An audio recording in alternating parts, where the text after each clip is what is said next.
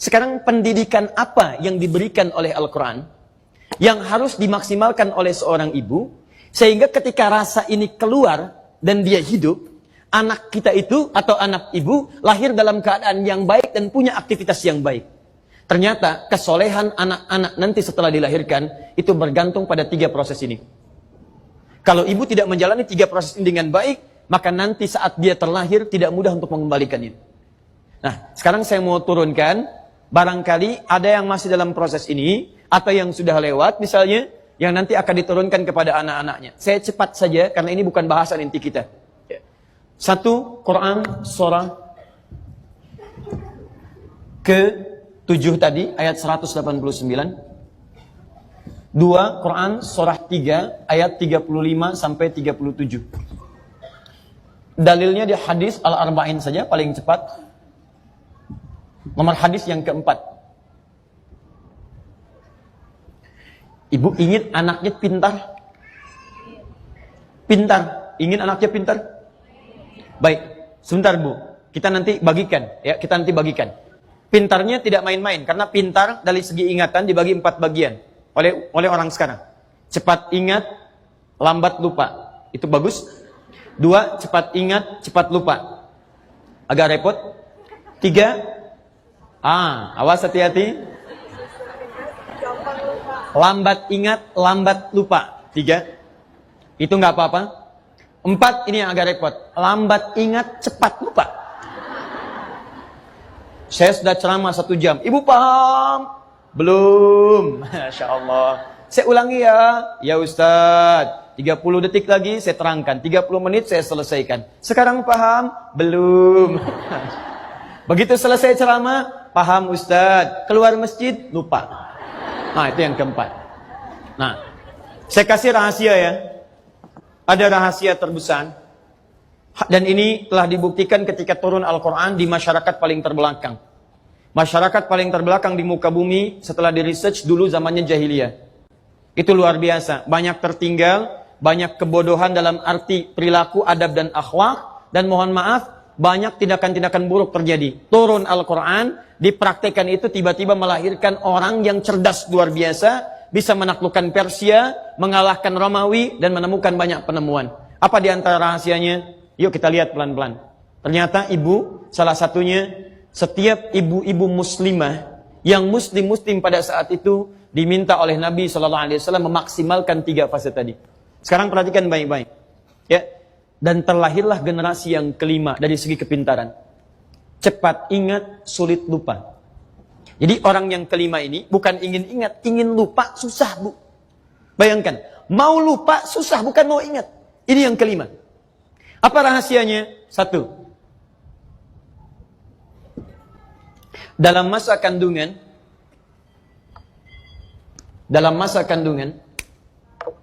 orang tuanya, terkhusus ibu, itu seringkali meningkatkan amal saleh. Awas ya, nanti saya sampaikan informasi pada Anda yang sekarang sering meresearch Al-Quran dan hadis, itu orang-orang Yahudi sekarang. Jangan salahkan dengan perilakunya. Karena yang punyanya itu kita tidak menguraikannya. Di mereka research, mereka kerjakan. Walaupun mereka meyakini isinya, tapi mereka tepikan keyakinannya. Sekarang lihat baik-baik. Lihat baik-baik Quran surah 7 ayat 189. Ya. Falamma taghasyaha hamalat hamlan khafifa famarrat bi falamma athqalat da'wa Allah rabbahuma la in ataitana salihah lanakunanna minasyakirin. Ada isyarat di ayat ini, kalau fase kandungan sedang dialami, maka orang tua, terkhusus ibu ataupun calon ayah, paling minimal itu memperbanyak doa kepada Allah Subhanahu wa taala supaya anaknya terlahir dalam keadaan yang saleh. Kalau ibu ingin teruskan lagi, contoh Hannah. Ibu pernah dengar nama Hannah? Istrinya Imran. Ibu kenal Imran? Biasa. Ibu ini kenapa ya? Imran, ya. Imran disebutkan di Quran surah ketiga, Ali Imran, keluarganya Imran. Ya, Imran itu ya kekerabatannya dengan Nabi Zakaria. Nabi Zakaria kerabatan dengan Nabi Yusuf. Nabi Yusuf anaknya Nabi Yaqub. Nabi Yaqub anaknya Nabi Ishaq. Nabi Ishaq anaknya Nabi Ibrahim alaihissalam dari Sayyidah Sarah. Baik, Imran menikah dengan Hannah. Hannah saat menikah dengan Imran kemudian mengandung, perhatikan, apa yang dilakukan oleh Hannah diabadikan di Quran untuk memberi petunjuk pada para muslimah kemudian hari. Lihat baik-baik. Idh qalat imra'atu Imran, Rabbi inni nadhartu laka ma fi batni muharrara. Ketika Imran pelajari, itu pelajari, pahami ketika Imran punya istri namanya Hannah saat mengandung itu sering memperbanyak ibadah pada Allah Subhanahu wa taala. Paling minimal kata Allah, dia rajin berdoa. Ya Allah, mohon jadikan anak saya anak yang saleh, anak yang dekat denganmu, jadi ahli ibadah. Perhatikan, dalam kandungan ada sunnah dalam Al-Quran bagi setiap perempuan yang punya sifat-sifat ini, yang tidak dimiliki oleh laki-laki. Jika dalam masa kandungan itu, maka perbanyaklah perbuatan-perbuatan baik. Sekarang, saya saat mengandung istri saya,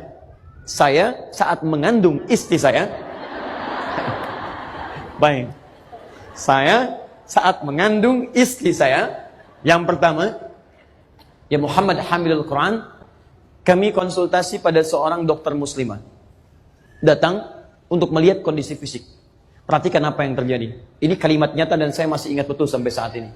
Beliau katakan, Pak, sudah ada penelitian dokter-dokter muslim se-Asia, ahli kandungan. Dan beliau belum tahu ayatnya.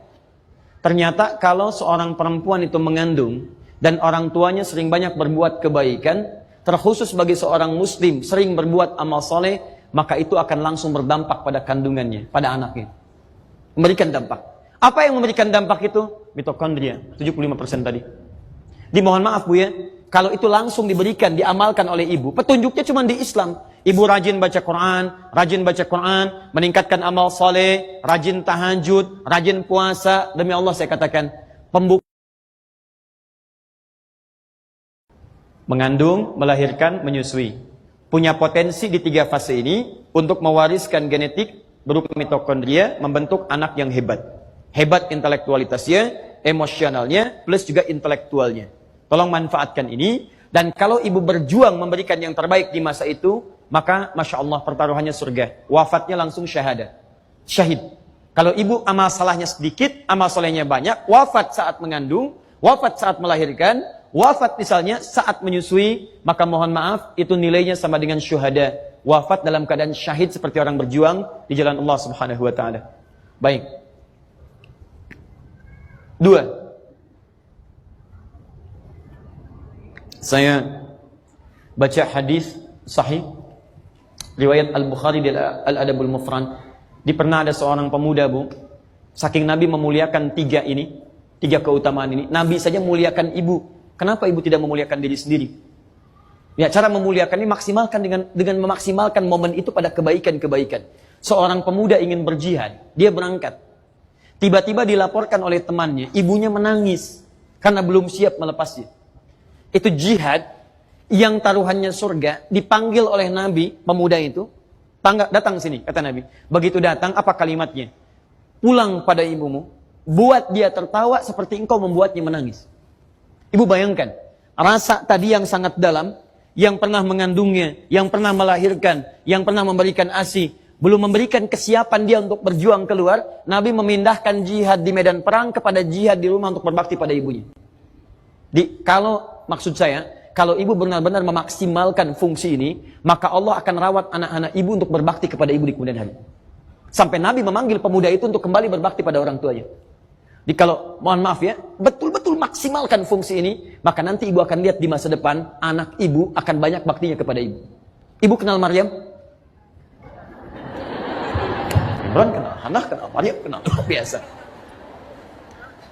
Ayo baca lagi Quran surah 3 ayat 35 sampai 37. Kan ibunya yang mengandung, ibu yang mendoakan di situ, ibu yang memberikan nama, ya, dengan suami mendorongnya. Dicarikan pengajar namanya Nabi Zakaria, dibuatkan mihrab. Ketika semua itu dimaksimalkan, turun jawaban. Fataqabbalaha rabbuha. Kata Allah, saya terima ikhtiar ibu dan ayah ini, wa ambataha nabatan hasana. Saya rawat anak ini sampai dia dewasanya.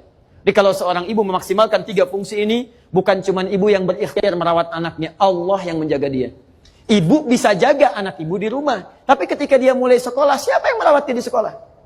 Siapa yang memastikan dia punya teman yang baik? Siapa yang memastikan dia bisa jajan makanan-makanan yang baik?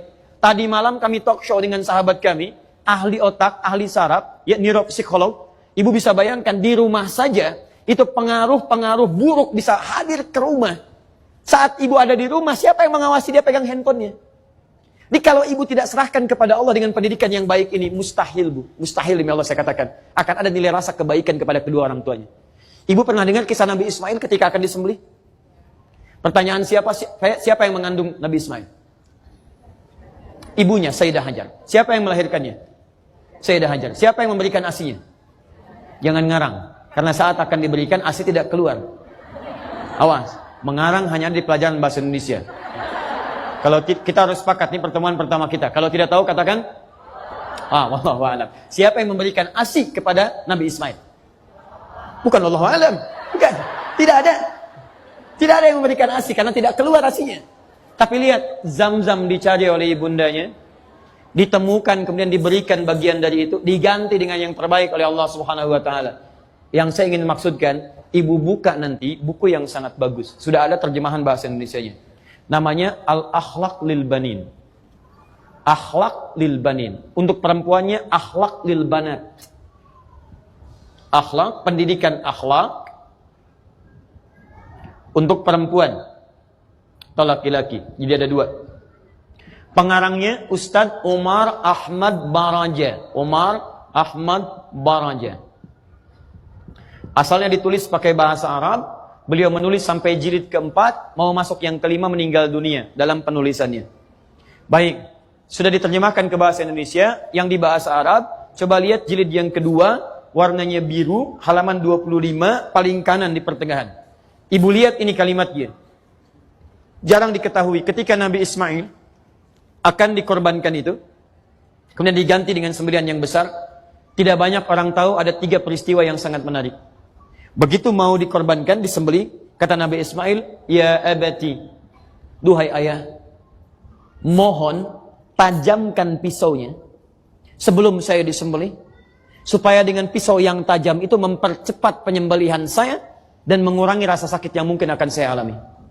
Bukan karena sakitnya, saya khawatir kalau saya terlihat meronta, ayah tidak tega menyembelih saya.